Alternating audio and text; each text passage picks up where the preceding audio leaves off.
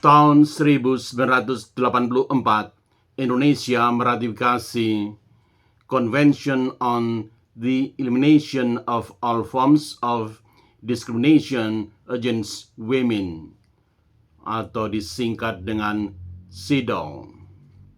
Secara formal, tindakan ini merupakan langkah besar.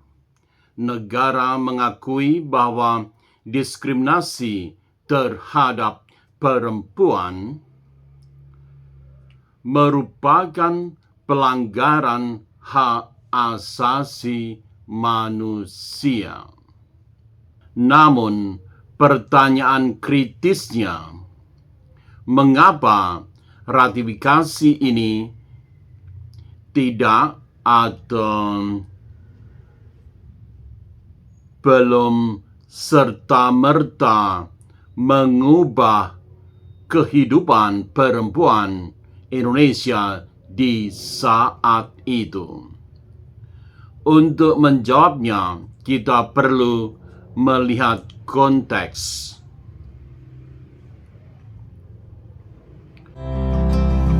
Keadilan gender. Selamat datang di channel Keadilan Gender. Tema hari ini, mengapa ratifikasi CEDAW tahun 1984 tidak otomatis mengubah realitas di era Orde Baru. Pertama, karakter negara di masa Orde Baru yang bersifat sentralistik dan top-down. Pada masa itu, hukum dan kebijakan sangat dikendalikan oleh negara melalui pemerintah yang berkuasa. Ratifikasi terhadap konvensi internasional seringkali lebih bersifat simbolik dan diplomatik daripada transformasional. Artinya, komitmen di tingkat global belum tentu diterjemahkan menjadi perubahan nyata di tingkat lokal. Kedua, ideologi gender negara. Di era Orde Baru, perempuan diposisikan dalam kerangka tertentu, yakni sebagai istri, ibu, dan pendukung pembangunan.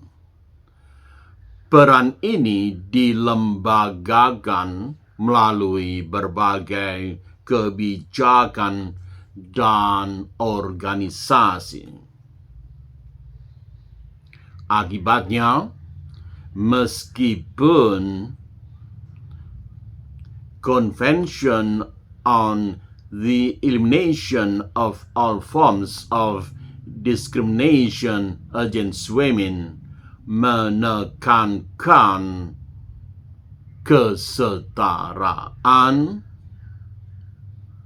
namun negara tetap mempertahankan struktur yang membatasi peran perempuan. Ketiga, tidak adanya mekanisme implementasi yang kuat. Ratifikasi tidak otomatis berarti implementasi. Tanpa regulasi turunan,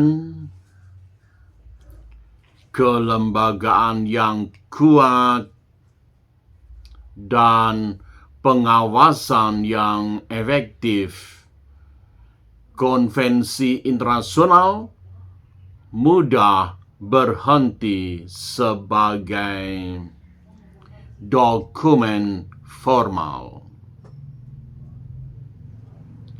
Keempat, minimnya ruang partisipasi masyarakat sipil.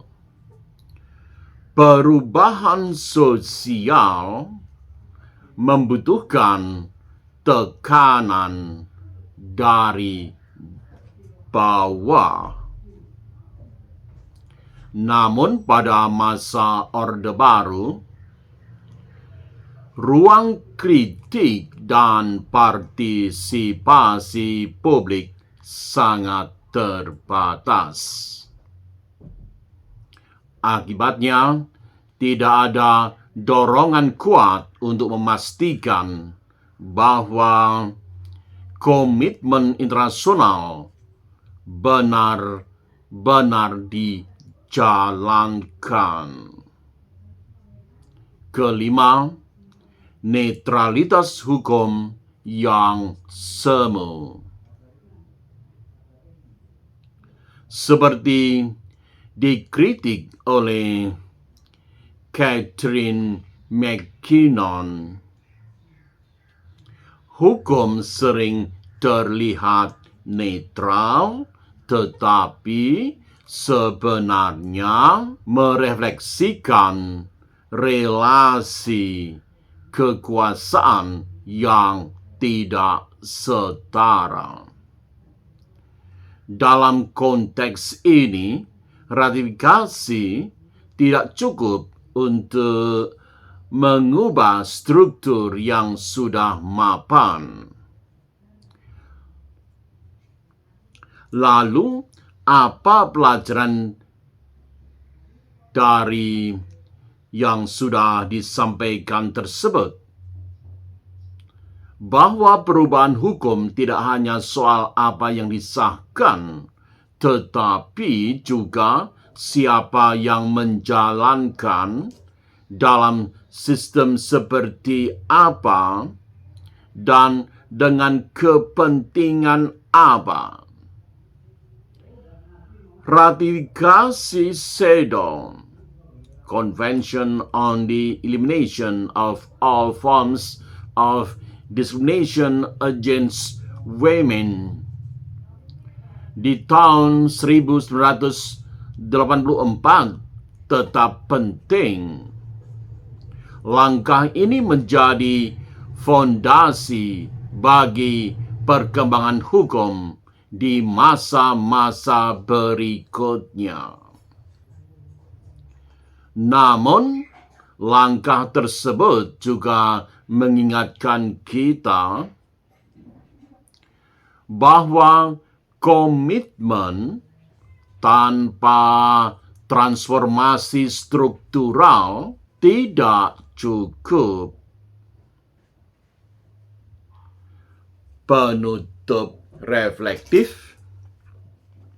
Hari ini, ketika kita berbicara tentang keadilan gender, kita tidak bisa hanya bertanya, apakah hukum sudah ada? Tetapi kita harus bertanya, apakah hukum itu benar-benar bekerja? Karena dinamika kehidupan berbangsa telah menunjukkan bahwa komitmen internasional sekalipun bisa kehilangan maknanya jika tidak diiringi dengan perubahan nyata dalam struktur kekuasaan. Ikuti episode berikutnya untuk memperdalam apa yang sudah dikemukakan di video ini hari ini. Terima kasih.